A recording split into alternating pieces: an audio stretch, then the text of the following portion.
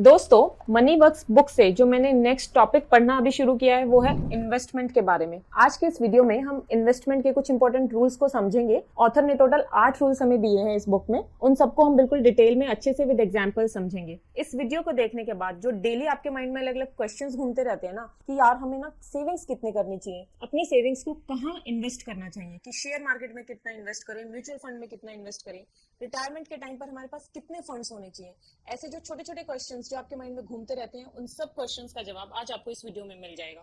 तो वीडियो को एंड तक जरूर देखें। ऑथर के अकॉर्डिंग ये जितने भी सभी रूल्स हैं ना, ये सब के लिए इक्वली एप्लीकेबल है। आप सब लोग इन रूल्स को यूज करके अपने इन्वेस्टमेंट से रिलेटेड डिसीजंस इजीली ले सकते हो। तो चलिए फिर शुरू करते हैं। हमारा फर्स्ट रूल है save at least 10% of your income. देखो दोस्तों, हम इन्वेस्टमेंट ना तभी कर सकते हैं जब हमारे पास सेविंग्स होंगी। तो ऑथर के अकॉर्डिंग जो सबसे फोरमोस्ट और इम्पोर्टेंट रूल है इन्वेस्टमेंट के लिए वो है सेविंग्स होना। तो हमें ट्राई करना है कि हम अपनी सैलरी का, हर महीने की सैलरी का कम से कम 10% सेव जरूर करें। तो मान लो अगर आपकी सैलरी 40,000 रुपए है तो 40,000 का 10% बनता है 4,000 रुपए। तो आपको हर महीने 4,000 रुपए जरूर सेव करने हैं। अब देखो, यहाँ पर एक पॉइंट ये आता है कि सबके लिए तो पॉसिबल नहीं है कि वो अपनी सैलरी का 10% सेव कर पाए, क्योंकि बहुत से लोगों की ना फैमिली बड़ी होती है, उनके ऊपर बच्चों की और अपने पेरेंट्स की भी जिम्मेदारियां होती है और वो अकेले कमाने वाले होते हैं, या फिर वो किसी ऐसे महंगे शहर में रहते हैं जहां पर मतलब खर्चा बहुत ज्यादा होता है और उनकी सैलरी उतनी नहीं है। कई बार ऐसा होता है कि हमने अपना करियर जस्ट अभी शुरू किया ही है और शुरू में तो सैलरी बहुत कम होती है। तो ऐसे सिचुएशन में 10% सेव करना ना थोड़ा मुश्किल होता है। तो आप क्या कर सकते हो, आपके आपसे जितना हो पाए 5%, 7% आप उतना सेव करो। लेकिन अपनी इन्वेस्टमेंट जर्नी को शुरू करने के लिए सेविंग्स करना जरूरी है। तो जितना आपसे बने आप उतना सेव करो। अगर आप 10% से ज्यादा सेव कर सकते हो तो बहुत अच्छी बात है। अब इस पॉइंट से रिलेटेड ना मुझे एक कोट याद आ रहा है जो मैंने साइकोलॉजी ऑफ मनी बुक में पढ़ा था। ये कोट वॉरेन बफेट ने दिया है। वो कहते हैं कि जरूरी ये नहीं है कि आप कितना अमाउंट सेव करके इन्वेस्ट कर रहे हो, जरूरी ये है कि आपने जितनी भी सेविंग्स करी आप उनको अच्छी जगह इन्वेस्ट कर रहे हो और वहां से एक अच्छा रिटर्न अर्न कर रहे हो। तो सबसे जरूरी है सेविंग्स करना, उसको अच्छी जगह इन्वेस्ट करना और फिर वहां से अच्छा सा रिटर्न अर्न करना, ताकि आप अपनी लाइफ में ग्रो कर पाओ। तो दोस्तों, ट्राई करो कि आप सेविंग्स करो, आपसे जितनी भी हो पाए। विद टाइम जैसे जैसे आपकी सैलरी बढ़े वैसे वैसे आप अपनी सेविंग्स को भी इंक्रीज करो और लाइफ में आगे ग्रो करो। अब आता है हमारा सेकंड रूल ऑफ इन्वेस्टिंग। ये है इमरजेंसी फंड से रिलेटेड। देखो दोस्तों, लाइफ में ना इमरजेंसी कभी भी बता कर नहीं आती है, और अगर आपने इसके लिए पहले से अरेंजमेंट्स नहीं कर रखे हैं तो ये आपका खाता खाली कर सकती है। अब ये इमरजेंसी भी ना कई तरह की हो सकती है। जैसे कि मान लो कभी कभार फैमिली में कोई मेडिकल इमरजेंसी आ जाती है कि भाई कोई एकदम से ना बीमार पड़ गया तो उसका खर्चा हो गया, या भगवान ना करे भाई कभी ऐसा हो कि किसी का एक्सीडेंट भी हो जाता है तो तब भी खर्चा लग जाता है।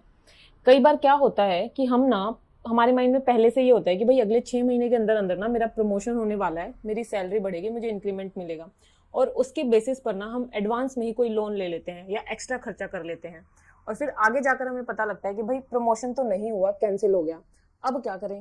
तो तब भी हमारे एक फाइनेंशियल इमरजेंसी आ जाती है, या कई बार पेंडेमिक जैसी सिचुएशन हो जाती है। जैसे अभी कोरोना आ गया था, एकदम से ही सब कुछ पलट गया, कितने लोगों की जॉब चली गई। तो क्या हमें पता था कि भाई ऐसी कोई सिचुएशन आएगी? नहीं। तो ऐसी फाइनेंशियल क्राइसिस टाइप सिचुएशंस को फेस करने के लिए सबसे इम्पोर्टेंट और फॉरमोस्ट है इमरजेंसी फंड का होना, ताकि हम अपना खुद का और अपनी फैमिली का बचाव कर सकें। अब आप बोलोगे कि इमरजेंसी के लिए क्रेडिट कार्ड है ना, हम क्रेडिट कार्ड भी तो यूज कर सकते हैं। तो दोस्तों, हम ये भूल जाते हैं कि क्रेडिट कार्ड हमारा अपना पैसा नहीं है, वो एक तरह का लोन है जो हमें आगे चलकर लाइफ में पे करना है, वो भी ब्याज समेत, यानी कि इंटरेस्ट के साथ। जबकि इमरजेंसी फंड ना आपका अपना पैसा है, उस पर आपको कभी कोई इंटरेस्ट नहीं देना होता। और एक इमरजेंसी फंड होने से आप एक बिल्कुल रिलैक्स्ड, एक मेंटली फ्री लाइफ जी सकते हो। आप बिल्कुल काम रह सकते हो, टेंशन फ्री होकर रह सकते हो कि हाँ भाई इमरजेंसी के लिए पैसा है मेरे पास। अब सवाल ये आता है कि भाई इमरजेंसी फंड में अमाउंट कितना होना चाहिए। तो इतना अमाउंट होना चाहिए कि आपके 3 से 6 महीने के खर्चे कवर हो सके। तो इसके लिए आपको अपने महीने भर का खर्चा बिल्कुल अच्छे से एक एक खर्चा बैठ के नोट डाउन करना है। अब मैंने ना ये एक लिस्ट बनाई है महीने भर के खर्चों की, जो नॉर्मल हर घर में होते ही हैं। जैसे भाई राशन का जो कितना बिल आता है, फिर दूध का बिल, बिजली का बिल, बच्चों की स्कूल की फीस, और जो बाकी महीने भर के हमारे घर के खर्चे होते हैं वो सब। और ये टोटल मिला के बैठ रहे हैं अराउंड 35,000 रुपए। तो एक महीने के 35,000 रुपए, तो 6 महीने का टोटल हमारा खर्चा हो गया 35,000 multiply by 6 is equals to 2,10,000 रुपए। तो इसके हिसाब से ना अराउंड 2 लाख तक का इमरजेंसी फंड होना चाहिए। अब ऐसे ही आप सब भी अपना इमरजेंसी फंड कैलकुलेट कर सकते हो, और इस फंड को ना ऐसे ही यहाँ वहाँ खर्च नहीं करना है, कि चलो भाई इस महीने खर्चा ज्यादा हो गया तो इमरजेंसी फंड से विड्रॉ कर लेते हैं, या फिर कहीं घूमने जाने का मन है तो अभी के लिए इमरजेंसी फंड से ले लेते हैं। नहीं, इस फंड को आपको सिर्फ और सिर्फ इमरजेंसी के लिए बचा कर रखना है। अब एक और इम्पोर्टेंट पॉइंट यहाँ पर ये आता है कि आप सब ना इमरजेंसी फंड से रिटर्न भी अर्न कर सकते हो। देखो, ऐसा तो है नहीं कि हमेशा ही इमरजेंसी आएगी। वंस इन अ वाइल कभी कोई बैड लक होता है कि चलो भाई लाइफ में कोई बैड फेस आ गया तो इमरजेंसी आन पड़ती है। तो बाकी के टाइम पे आप क्या कर सकते हो कि आप इस फंड को ना कहीं अच्छी जगह इन्वेस्ट कर सकते हो, जैसे कि एफडीज में, या फिर रिकरिंग डिपॉजिट में, या फिर ultra short term mutual funds में। ये ऐसे ऑप्शंस हैं जहां से आप जरूरत पड़ने पर अपने फंड को इजीली विड्रॉ कर सकते हो। तो आप अपने फंड्स को यहाँ पर इन्वेस्ट करो और वहां से रिटर्न भी अर्न करो। अब आता है हमारा थर्ड रूल। थर्ड रूल कहता है कि आपकी इनकम का कितना हिस्सा लोन रिपेमेंट के लिए यूज होना चाहिए, या फिर आप कितना हिस्सा यूज कर सकते हो लोन रिपेमेंट के लिए। तो इसके लिए ऑथर ने एक थंब रूल दिया है। इसके अकॉर्डिंग हमारे इनकम का मैक्सिमम 35 to 40% हिस्सा ही हम लोन रिपेमेंट के लिए यूज कर सकते हैं। अब जो ये लिमिट है ना, ये मैक्सिमम लिमिट है, यानी कि ये इससे क्रॉस नहीं होना चाहिए, इससे ज्यादा अमाउंट नहीं होना चाहिए। इससे कम है तो बहुत अच्छी बात है। अब मान लो अगर आपकी इनकम है ना वो 50,000 रुपए, तो 50,000 का 40% हमारा बैठता है 20,000 रुपए। तो सिर्फ 20,000 रुपए आपके लोन रिपेमेंट में जाने चाहिए। आपकी सैलरी का 20,000 रुपए आप यूज कर सकते हो लोन रिपेमेंट के लिए, इससे ज्यादा नहीं होना चाहिए। अब अगर आप ये 40% की लिमिट क्रॉस कर रहे हो ना, तो आप एक सेफ फाइनेंशियल जोन में नहीं हो, ठीक है। अब यहाँ पर एक और सवाल जो आपके माइंड में भी आ सकता है वो ये है कि 40% की लिमिट ही क्यों है। वो इसलिए है क्योंकि जितना ज्यादा अमाउंट आप अपनी सैलरी का ईएमआई पे करने में लगाओगे ना, उतना ही कम अमाउंट आपके पास बचेगा अपने बाकी सब खर्चों के लिए, और फिर आप सेविंग्स भी नहीं कर पाओगे। जैसे कि मान लो आपकी मंथली सैलरी है 50,000 रुपए, और आप हर महीने ना 25,000 रुपए ईएमआई भर रहे हो किसी लोन की। ये हुआ आपका 50% सैलरी का, ठीक है। तो अब आधी सैलरी तो आपकी लोन की ईएमआई में ही गई ना, बची कितनी, बाकी की आधी 25,000 रुपए। और 25,000 रुपए में तो आपका घर का खर्चा ही चलेगा, तो सेविंग्स तो ना के बराबर ही होगी। और एक बात और है यहाँ पर, जब भी बैंक वाले आपको कोई लोन देते हैं ना, तो वो भी ये चेक करते हैं कि आपकी सैलरी का कितना परसेंट पोर्शन आप लोन्स की ईएमआई में दे रहे हो। अगर वो पोर्शन 35 से 40% से ज्यादा है ना, तो आपको नया लोन मिलने में भी ना दिक्कत हो सकती है। और हाँ, अगर आपकी सैलरी का मैक्सिमम पोर्शन लोन्स की ईएमआई में जा रहा है ना, तो किसी न किसी पॉइंट पर आपके माइंड में भी ये बात आ सकती है कि यार मैं बैंक वालों के लिए कमा रहा हूँ या फिर अपने और अपनी फैमिली के लिए। तो इससे ना आप थोड़ा सा डीमोटिवेटेड या डिस्करेज भी हो सकते हो अपने फाइनेंशियल फ्यूचर को लेके। तो आपको कोशिश करनी है कि आप ये 35 से 40% वाली लिमिट को क्रॉस ना करो। अब आता है हमारा fourth rule, how much to invest in shares, यानी कि हमें अपनी सेविंग्स का कितना परसेंट शेयर्स में इन्वेस्ट करना चाहिए। इसके लिए भी ना ऑथर ने एक फॉर्मूला दिया है। फॉर्मूला है 100 माइनस योर एज, यानी कि अगर आपकी एज मान लो अभी 30 साल के हो आप, तो 100 माइनस 30 इज इक्वल्स टू 70 आया।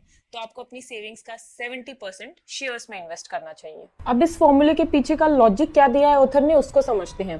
देखो, शेयर्स में ना रिटर्न हाई होता है और रिस्क भी हाई होता है। तो जैसे जैसे हमारी एज बढ़ती जाती है ना, वैसे वैसे हमारे ऊपर रिस्पॉन्सिबिलिटीज भी बढ़ती रहती हैं। जैसे हमारे ऊपर अपनी लाइफ पार्टनर की रिस्पॉन्सिबिलिटी होती है, देन हमारे बच्चों की रिस्पॉन्सिबिलिटी होती है कि कल को उनको अच्छी जगह पढ़ाना है, उनकी शादी करनी है, अपने पेरेंट्स की जिम्मेदारियां हमारे ऊपर होती हैं, फिर हमें अपने फ्यूचर के बारे में भी सोचना होता है। तो इन सब रिस्पॉन्सिबिलिटीज को ध्यान में रखते हुए ना हम थोड़ा सेफ जोन में रहना ही पसंद करते हैं।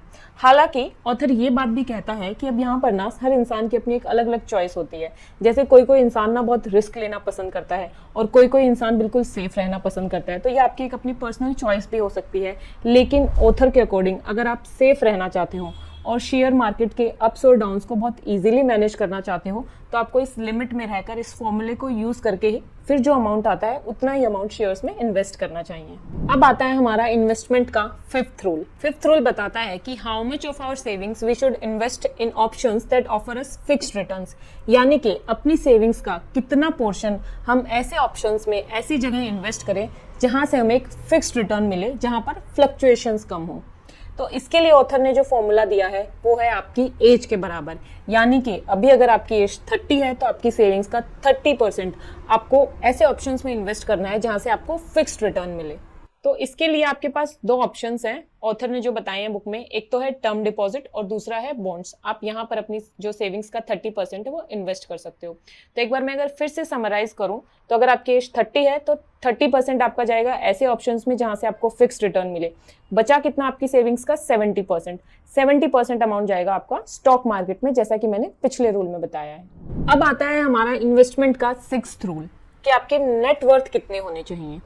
इसके लिए ऑथर ने जो थंब रूल दिया है वो है 10% of your S multiply by your income. तो मान लो अगर अभी आपकी एज 30 साल है और आपकी जो इनकम है वो है 6 लाख रुपए पर एनम, तो यहाँ पर अगर आपकी नेटवर्थ कैलकुलेट करें तो वो होगी 10% ऑफ योर एज, यानी कि 30 का 10% मल्टीप्लाई बाय 6 लाख। तो 30 का 10% होता है हमारा 3 multiply by 6 lakh is equals to 18 lakh. तो आपकी एक्सपेक्टेड नेटवर्थ होगी 18 लाख रुपए। अब ऑथर ने ये बोला है कि फॉर्मूला सिर्फ उन लोगों पर अप्लाई होता है जिन्होंने अभी अभी अर्न करना शुरू किया है, यानी कि जिनकी अभी अभी जॉब लगी है, या सिर्फ उन लोगों पर जिन्होंने रिसेंटली अपनी लाइफ में कोई सिवियर फाइनेंशियल क्राइसिस फेस किया होता है और अपनी लाइफ में फिर से जीरो से शुरुआत की होती है।